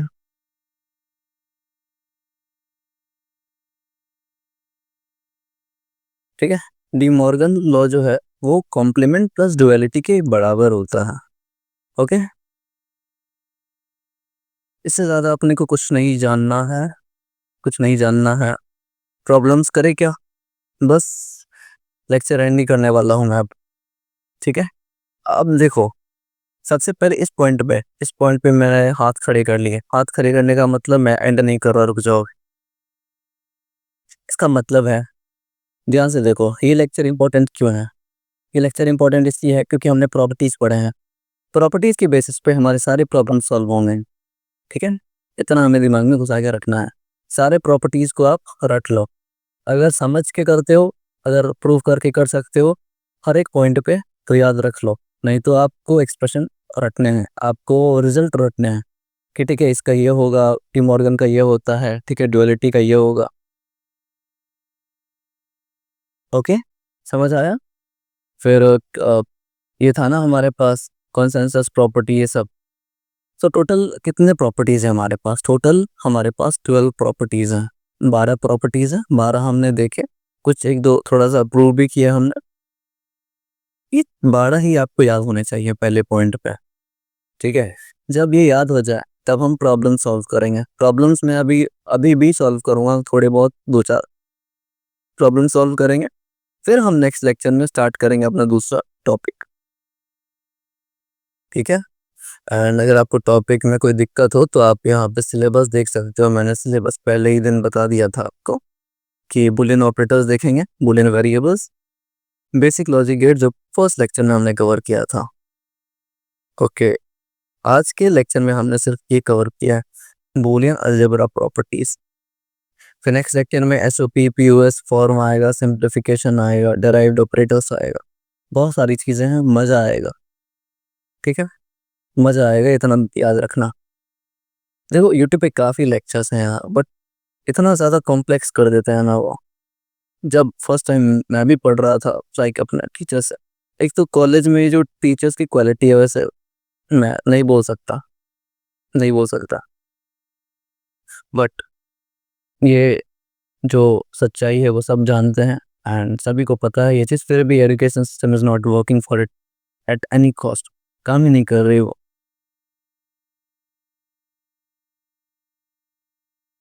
बट हमें से मतलब नहीं है, हमें आ, खुद के इम्प्रूवमेंट पे ज़्यादा फोकस करना है, राइट?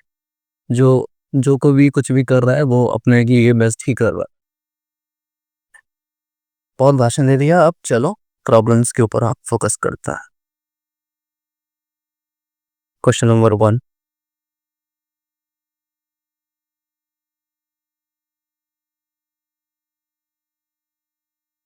क्वेश्चन नंबर 1, क्वेश्चन क्या है हमारे पास? अच्छा अच्छा अच्छा, अगर अगर मैं ए प्लस बी बार, ये पहले भी पूछ चुका हूँ मैं, a plus b bar C plus d e bar plus f, ठीक है? इसका सबसे पहले आप लिखोगे डुअल फॉर्म, दूसरा लिखोगे आप इसका De Morgan form, De Morgan form. पहले इसका डुअल फॉर्म लिखो, डुअलिटी का लिखो, फिर आप इसका ये डी मॉर्गन फॉर्मेट लिखो। कैसे हुआ ये? करें, स्टार्ट करें। डुअल फॉर्म ऑलरेडी हमने लिख रखा है भैया, तो ज़्यादा दिक्कत नहीं होना चाहिए आप लोगों को। ए डॉट एफ डी मल्टीप्लाई में है तो इसको और कर देंगे, सी और में है तो इसको मल्टीप्लाई कर देंगे हम, और सी मल्टीप्लाई और बी बार प्लस लिखेंगे अपन। इसको साइड करो पहली बात, ओके? और ए भाई साहब यहाँ आ जाएंगे, समझ आए? ये डुअल लिखा है, और डुअल और डी मॉर्गन में मैंने डिफरेंस क्या बताया था, तो रिपीट करना उस चीज़ को खुद के साथ। ये बताया था मैंने कि भैया डुअल तो हम निकाल लेंगे, लेकिन डुअल करने के बाद हमें उसका कॉम्प्लीमेंट करना पड़ेगा। हमें इसके साइंस नहीं, सिर्फ और सिर्फ कॉम्प्लीमेंट या नेगेशन कर दो आप। तो यहाँ पे हम क्या लिख देंगे, अगर इस चीज़ का हम कॉम्प्लीमेंट करें, सिंपल सा मतलब बटेगा बी प्लस सी बार फिर डी बार plus E dot F bar. कोई दिक्कत? देख लो आप क्या डिफरेंस है दोनों में। जहाँ पे खाली था वहाँ पे आप कॉम्प्लीमेंट कर दो, ठीक है? जहाँ पे कॉम्प्लीमेंट ऑलरेडी था वहाँ पे खाली कर दो, ठीक है?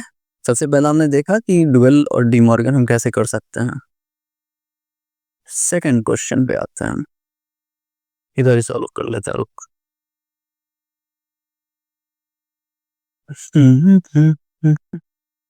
सेकंड क्वेश्चन, ठीक है? मजा आएगा। F X Y Z is equal to x bar Y bar Z plus x Z plus Y Z plus Y Z. हमें क्या फाइंड करना है? हमें फाइंड करना है, find minimum number of logic gate required, logic gates required for realization of this expression. ठीक है, time देते हैं इस पे, चलो कोशिश करो इसको.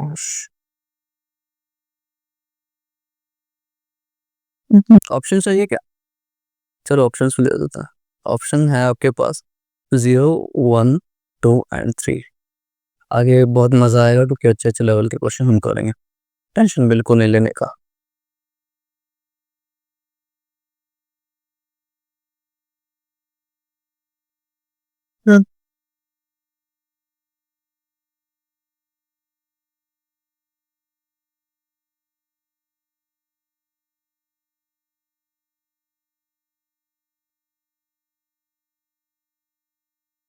अरे कोई दिक्कत, स्टार्ट किया जाए.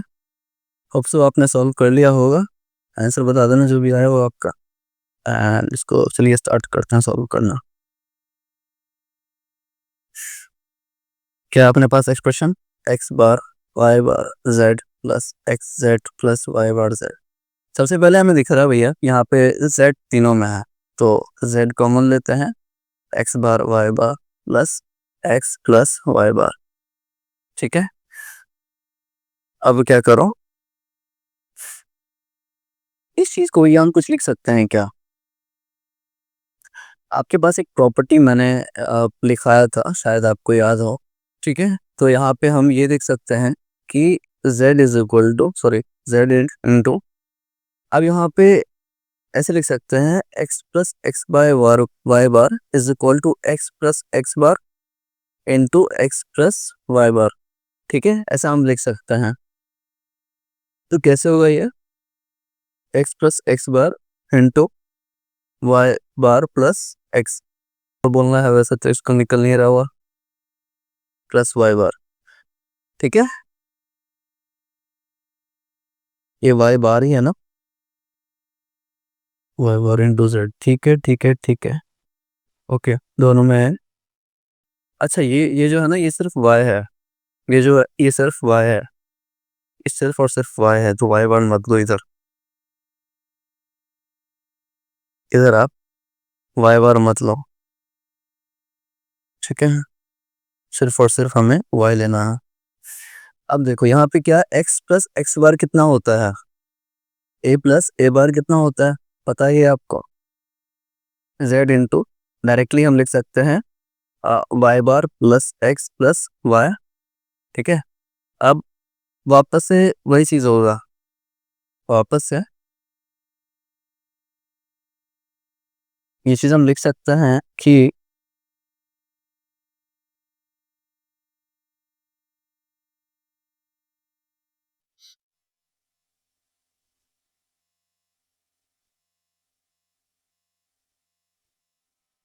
Ablehnend der Besitzbeginn.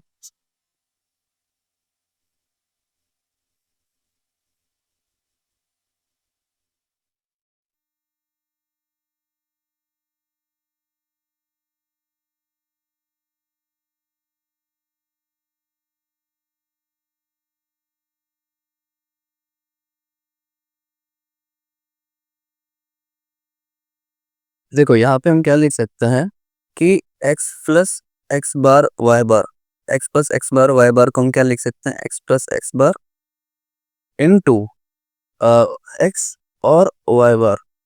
ठीक है, ऐसा हम लिख सकते हैं. और यहाँ पे ना y है, यहाँ पे आप गलती मत करो, सिर्फ y है.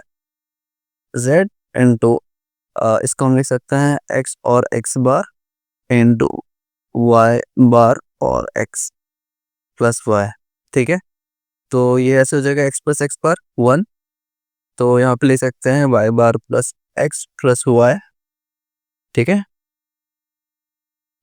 z into Y bar plus X plus Y, तो y प्लस वाई बार क्या हो जाएगा वापस से, y plus Y bar is equal to 1.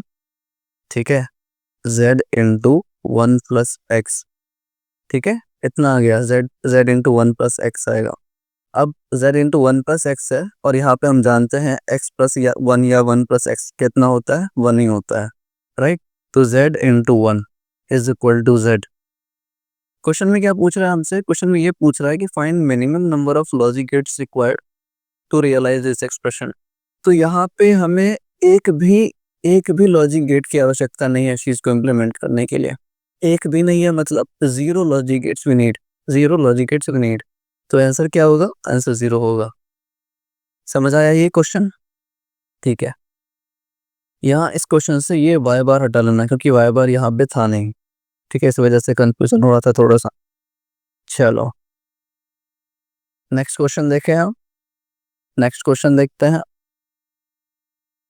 Next question है हमारे पास ए बार बी प्लस,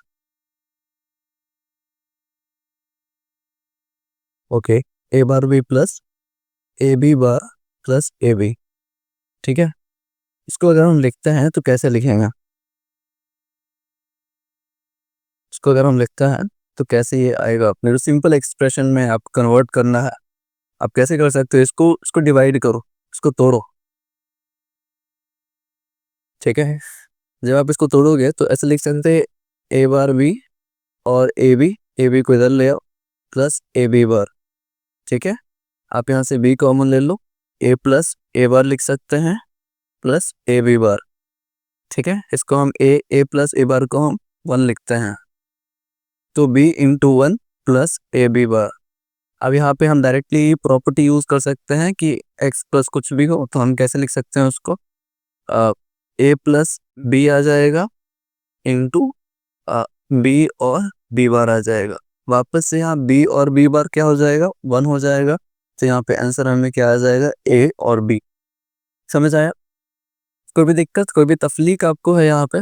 ये एक्सप्रेशन सिंपल था, ये तो सिंपल वाला था, ये हो गया होगा आपसे। बस और बस आपको प्रॉपर्टी दिमाग में रखना है, प्रॉपर्टी दिमाग में खोपड़े में घुसा के रखना। चलो नेक्स्ट क्वेश्चन देखते हैं। हाँ थोड़ा सा फास्ट में जा रहा हूँ, मुझे मालूम है, and I can track my speed. Question देखते हैं कि अगर x स्टार y है, अगर x स्टार y है is equal to x bar और y, और z is equal to x star y है, ठीक है। तो z स्टार x क्या होगा? ये जो क्वेश्चन है ना वो 1997 में आया था गेट एग्जाम में, ठीक है। तो हाँ प्रीवियस ईयर क्वेश्चन भी हम इंक्लूड कर रहे हैं इस चीज़ में, तो काफ़ी हम लोगों के लिए अच्छी बात है ये, ठीक है। कोशिश करो कोशिश करो कोशिश करो। कैसे हम इसको लिख सकते हैं, कैसे लिख सकते हैं? यहाँ पे ना एक प्रॉपर्टी मैं एक्स्ट्रा बताऊंगा आपको, यहाँ पे एक प्रॉपर्टी मैं एक्स्ट्रा बताने वाला हूँ। समझ आया? समझ आया? सबसे पहले वो प्रॉपर्टी के बारे में जानो आप। यहाँ पे जो हम प्रॉपर्टी यूज़ करेंगे उसको हम बोलते हैं, नाम लिख लेना या फिर लॉ बोलो, absorption law. Absorption law, absorb करना, ठीक है। अगर मान लो मेरे पास ये सेम एक्सप्रेशन है मेरे पास x इंटू वाई, तो x इंटू वाई को ना ऐसे लिख सकता है x बार और y, ठीक है। इसी को हम एब्जॉर्प्शन लॉ बोलते हैं, इसी को हम एब्जॉर्प्शन लॉ या एब्जॉर्प्शन प्रॉपर्टी बोलते हैं। समझ आया? एब्जॉर्प्शन लॉ या एब्जॉर्प्शन प्रॉपर्टी। अब इसके बेसिस पे हमें ये सॉल्व करना है, ये क्वेश्चन सॉल्व करना है, ठीक है। हमें सिंप्लीफाई करना है और वैल्यू फाइंड आउट करनी है, ओके। इसकी वैल्यू फाइंड आउट करनी है कि z इंटू एक्स की वैल्यू क्या होगा, ठीक है। z इंटू एक्स का वैल्यू क्या होगा? सबसे पहले हम ये करते हैं, ये दोनों दिया हुआ है हमें ना, ये दोनों दिया हुआ है, तो z इंटू एक्स को हम ऐसे लिख सकते हैं, z इंटू एक्स को हम ऐसे लिख सकते हैं, अभी तो पड़ा है ऊपर एब्जॉर्प्शन लॉ, तो एब्जॉर्प्शन लॉ में हम इसको लिख सकते हैं कि z बार प्लस एक्स, ठीक है। z बार प्लस एक्स हम लिख सकते हैं इसको बहुत अच्छे तरीके से, ठीक है ठीक है ठीक है। अब z बार की जगह पे इसको हम लिख सकते हैं, z बार के जगह पे इसके बार को लिख सकते हैं। इसके बार को हम कैसे लिख सकते हैं, x स्टार y का बार, ठीक है, प्लस x। तो ये क्या हो जाएगा, हम यहाँ से उठा रहे हैं इसको, ठीक है, यहाँ से उठा रहे हैं इसको, तो वापस से हम इसको ऐसे लिख सकते हैं, वापस से हम इसको ऐसे लिख सकते हैं,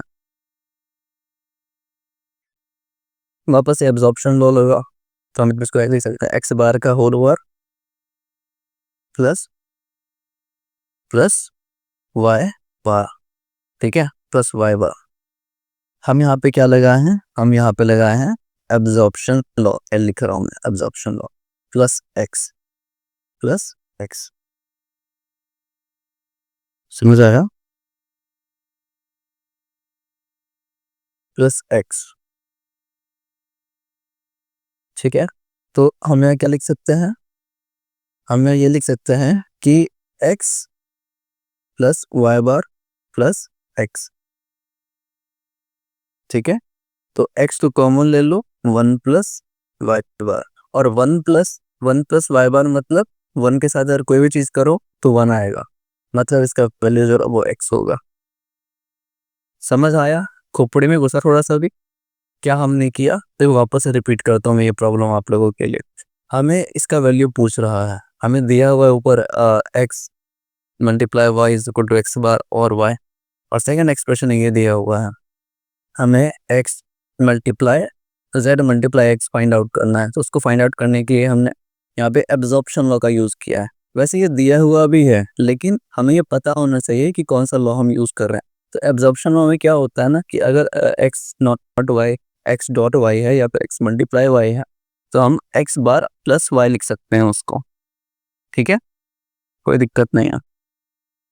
तो वही हमने यहाँ भी किया है। फिर z की वैल्यू यहाँ से हमने पुट कर दी, z की वैल्यू यहाँ से हमने पुट कर दी, लेकिन उसके ऊपर हम कॉम्प्लीमेंट लिए हैं क्योंकि वही चाहिए, ठीक है। सिंप्लीफाई करके x आ रहा है लास्ट में हमारा वैल्यू, ओके। तो ये प्रॉब्लम था, और लेट मी चेक इसके अलावा कोई और भी प्रॉब्लम है क्या अपने पास। एक प्रॉब्लम और है, एक प्रॉब्लम और है, चलो कर लेते हैं लास्ट, ये लास्ट होगा पक्का। प्रॉब्लम ये है कि फंक्शन ऑफ ए बी दिया हुआ है हमें, function of a b is equal to a bar plus B, ठीक है, a bar plus b, then function of plus Y z की वैल्यू क्या होगा, ठीक है। हम ये दिया हुआ है function a b is equal to a bar b, और हमें वो फंक्शन निकालना है। बहुत सिंपल है, बहुत सिंपल, 2 मिनट में कर दोगे आप। तो देखो करना क्या है, इस चीज से पता लग रहा है कि मुझे फर्स्ट एक्सप्रेशन पहला जो वैल्यू है उसका बार लेना है और सेकंड को उसके साथ और में करना है। इसको देख के आप पता लगा लो, ठीक है। तो हम क्या लेते हैं, सबसे पहले इस फंक्शन को लेते हैं, अंदर वाले फंक्शन को। अंदर वाले फंक्शन को जब हम सॉल्व करेंगे हमारे पास क्या आएगा, हमारे पास आएगा x प्लस वाई का पार और में y, ठीक है। हम इसके हिसाब से चल रहे हैं, जो ये बोल रहा है हम वही कर रहे हैं, ठीक है। सेकंड केस में हम क्या करते हैं, सेकंड केस में अब ये ना एक टर्म ले लो आप, ये ना एक टर्म ले लो और z दूसरा टर्म ले लो, ठीक है। हम एक टर्म लिए, इसको सिंप्लीफाई किए इसके हिसाब से। अब इसको हम एक टर्म मान रहे हैं फर्स्ट टर्म, और इसको सेकंड टर्म, ठीक है, z को सेकंड टर्म। अब इसको ऐसे मान लिए हम, अब क्या करते हैं, अब वापस इसके हिसाब से आप इसको सिंप्लीफाई करो। सिंप्लीफाई करेंगे तो इसका बार आ जाएगा, x प्लस वाई का बार प्लस वाई का फुल बार, ठीक है। अब प्लस में z आ जाएगा, ठीक है, वापस से इसी के हिसाब को फॉर्म कर रहा है, ओके, ठीक है। तो यहाँ पे आ जाएगा x plus Y bar plus z, समझ आया। अब y प्लस वाई बार क्या आ जाएगा, y प्लस वाई बार आ जाएगा आपको 1, ठीक है।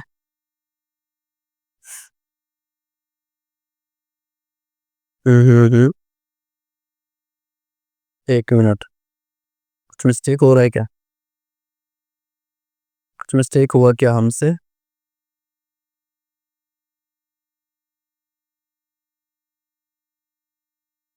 एक्स बार एक्स बार एक्स बार एक्स बार एक्स बार, एक मिनट रुकना। एक्स प्लस वाई दिया हुआ है, हमें इसका बार करना है। ठीक है, ठीक है, ये बना जाएगा। तो सिंपल हम क्या लिख सकते हैं? X plus Z. Okay, x plus Z. लेकिन मुझे इसमें थोड़ा सा लोचा लग रहा है, थोड़ा सा मुझे इसमें कहीं पे लोचा लग रहा है। क्या हो सकता है वो? इसमें ना थोड़ा सा मुझे डाउट लग रहा है। आप लोग एक बार देखो, आप लोग एक बार देखो, 2 मिनट दो, मैं सोच के देखता हूँ क्या प्रॉब्लम आ रही है यहाँ पे।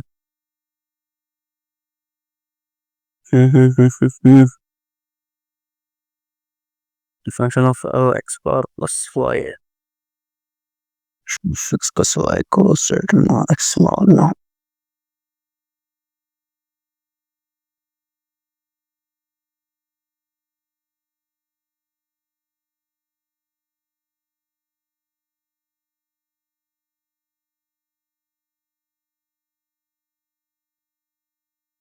ठीक है, ठीक है, ठीक है। एक्स प्लस जेड तो आ रहा है, एक्स प्लस जेड तो आ रहा है हमारा, जो कि कहीं पे दिक्कत नहीं लग रहा मुझे। हम्म, चलेगा। इसको वापस से अपन एक बार सिंप्लीफाई करके देखते हैं, ठीक है? मुझे क्यों पता नहीं, थोड़ा सा डाउट लग रहा है। सबसे पहले मंदिर वाले की करते प्रॉब्लम तो सही है ना, एक्स प्लस वाई।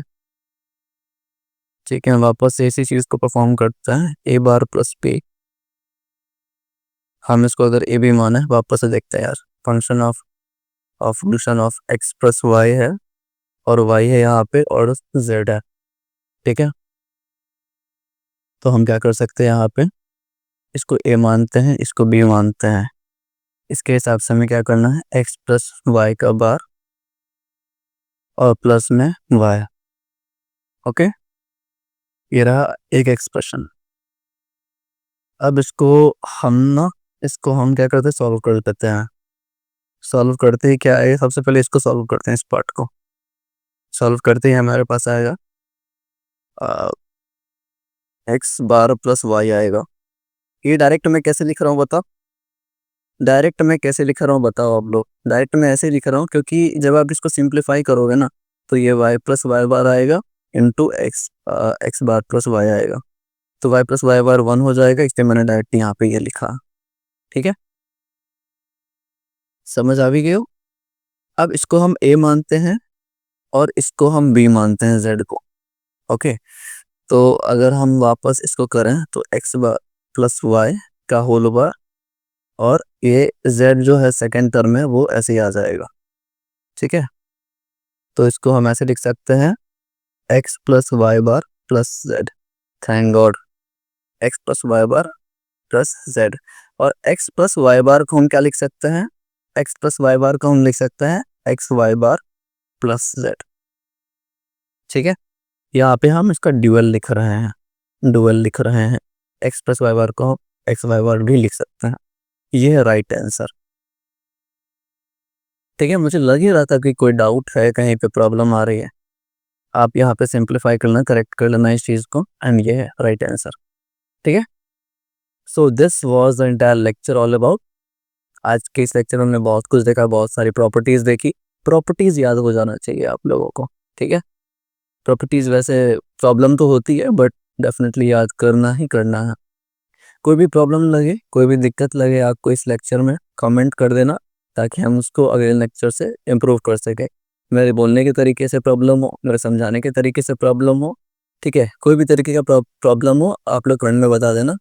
एंड हो सके तो सब्सक्राइब कर लेना, क्योंकि हम मिलते रहेंगे। बाय बाय, सपोर्ट करते रहना।